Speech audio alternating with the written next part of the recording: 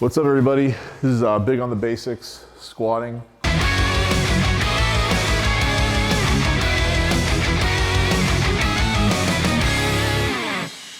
Squatting is one of my favorite lifts, which is a good thing because it is one of the 3 power lifts. And it's the first one, so it's the one that really sets the tone for one's performance in a meet. I also believe it's the most technical of the 3 lifts. I think there's just so much room for variation within the squat. And that being said, before I get into how I set up for a squat, the second someone tells you that there's one way to squat or that this is the one way to squat, that's the second you should stop listening to them, because that's not the case. Every body is different leverages, different strengths, different flexibility levels, and so the way you squat is going to depend on all that. So keep that in mind. For me, when I squat, and my squatting style has changed over the years as well. When I started powerlifting, I took a pretty traditional grip on the bar, just past the rings, overhand like this. And that worked fine, but I found that as I got, bigger and maybe my shoulder mobility decreased a little bit, I started to get a lot of bicep tendonitis. And I didn't know that's what it was from at first, but after the process of elimination, I realized that was kind of the main culprit. And so now, I made my grip go really wide. So I grab all the way out to the collars. That's something just to play with. And then, like I said, it changed over time with me, so it may change over time with you. So I do get a lot of questions about my wide grip on the squat bar when I'm squatting. And it's not for a mechanical advantage or anything like that. I think if the more narrow you're able to grip comfortably and without aggravating any kind of elbow or shoulder issues, generally the better, because that allows you to keep a tighter back position. But for me, I just have to take a wide grip, and I think you'll see more. It tends to happen more with the bigger guys, and the smaller guys is, the bigger guys were less mobile and whatnot. So that's my hand grip. I always come up, I approach, get that set. Then the next thing I do is I get my back placement. And so for that, again, it's going to be individual. And there's, you can watch 5 great squatters, you'll see 5 different back positions. So for me, the way my traps are and my scapula, there's just a ridge there that the bar fits in pretty well, and that's where I put it. And so it's low bar, not super low, and that's what feels best, and the bar just sits there. It's something to play with, Some guys put it higher on their traps. I find that to be kind of uncomfortable, and also if it's on your traps and you have fairly big traps, then the bar has less surface area to sit on. So the nice thing about going on the scapula is you're basically maximizing the surface area that the bar is covering, so you have more points of contact, which should help with balance.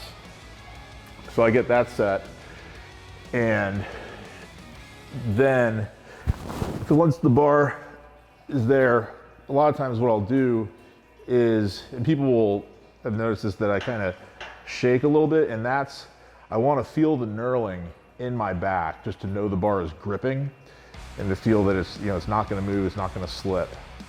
And so then foot placement coming out is not as important. If you're in a mono, obviously you got to set your foot placement, but I usually don't squat in a mono. So foot placement, for me, I take I'd say a moderately wide stance. It's beyond shoulder width. My feet angle out slightly, maybe like a 45-degree angle. But that's the thing to play with. Some people put their feet more inward. Some people take a more narrow stance. Some people take a crazy wide stance, rotate super outward. And there's great squatters of all those styles. So just, especially in the off season, try all the different styles, see what works for you. So that's my bar setup. Then once I'm set, that's when, head placement comes into play. And you'll hear some people say you gotta look straight up at the ceiling, some people say stay straight forward. That, I don't think there's a right or wrong way. I tend to stare kind of straight and at a downward angle. And I like to pick a point that's very central and just focus on that. I think it's important to choose a central focus point just to maintain your balance. Because some people, you won't know it when you're doing it, but if you look at video or someone else watches you, you may favor one side over the other, especially if there may be an injury going on. So that helps you stay balanced. And so then once I get my foot placement and I've got what I'm focusing on, then it's, a big breath of air, whether I have a belt on or not.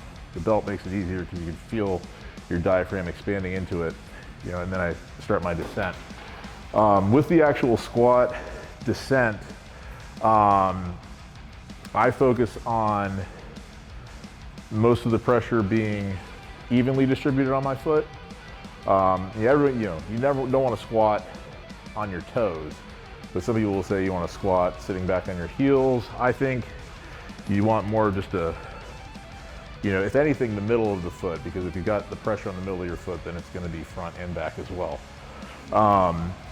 And then, the two movements that do the squat are a hip hinge movement and a knee flexion movement. And different people will say, start with one, start with the other.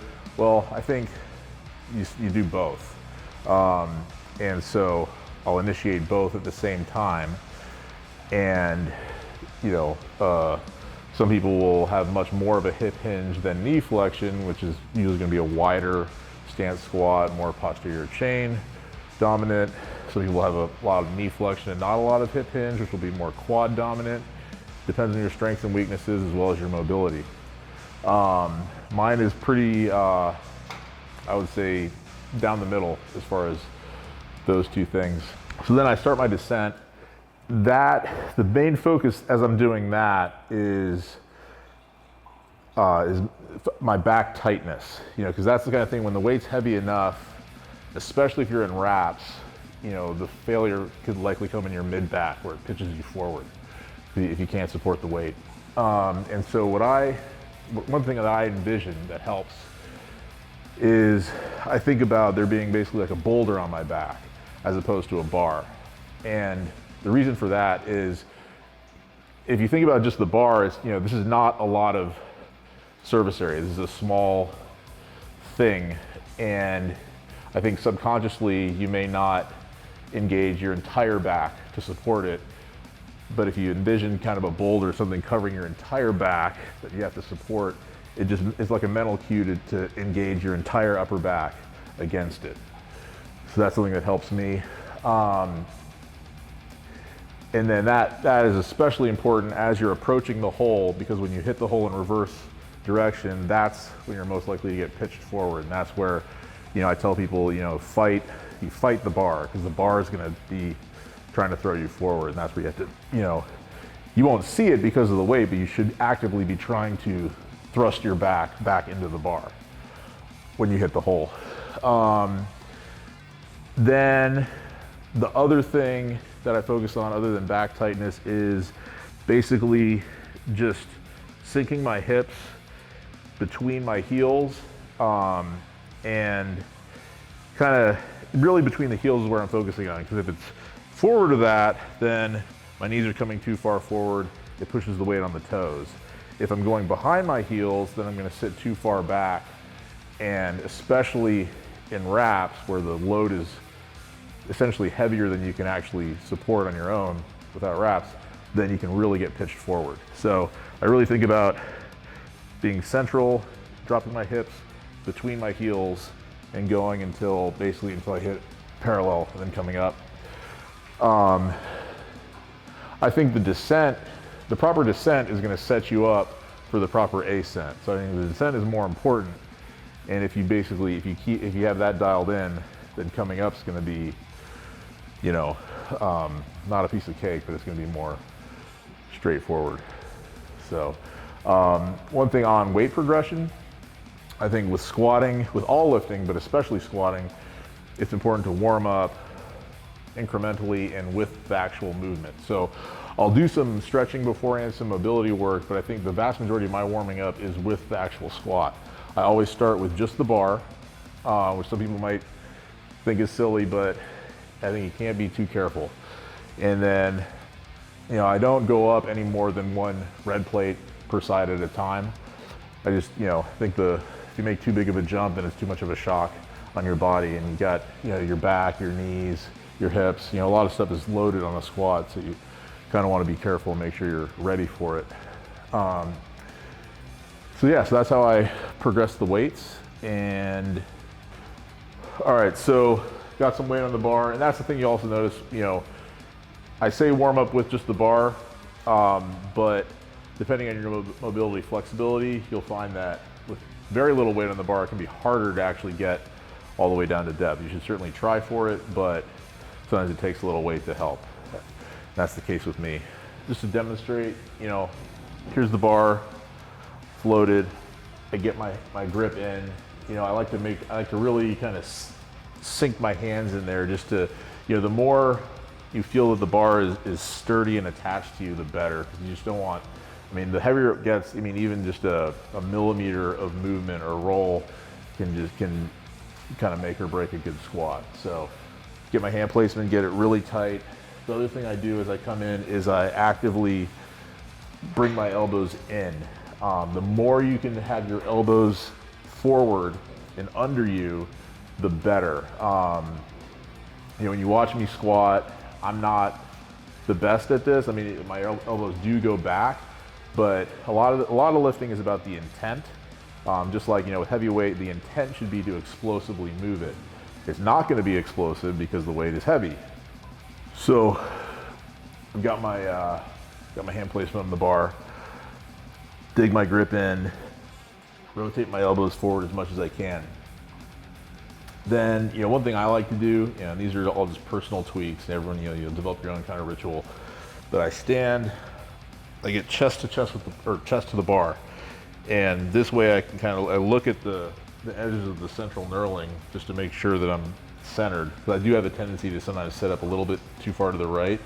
So I try and avoid that as much as possible. And then from here, I dip down, I get it right there in below my traps on that ridge with my scapula. I'll dig in just so that I really feel it in there. Get, a shoulder width foot placement just to get it out of the rack.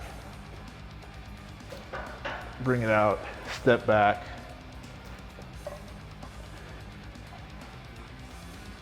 And then here, get, my point of focus, which is, forward and slightly down. Get my breath, and then I start the movement. I'm flexing at the knees and hinging at the hips. Weight centered on my feet as I come down, down, down, keeping my back tight. And then as I hit the hole, I'm gonna engage my back and stand straight up, pushing with all of my feet, not my heels, not my toes, but everything. And then, so yeah.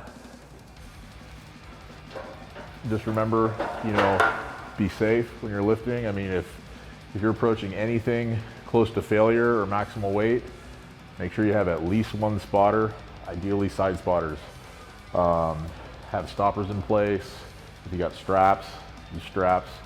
It's not worth getting hurt just to satisfy your ego in the gym. If you have any questions or comments, just shoot them below and check out this next video.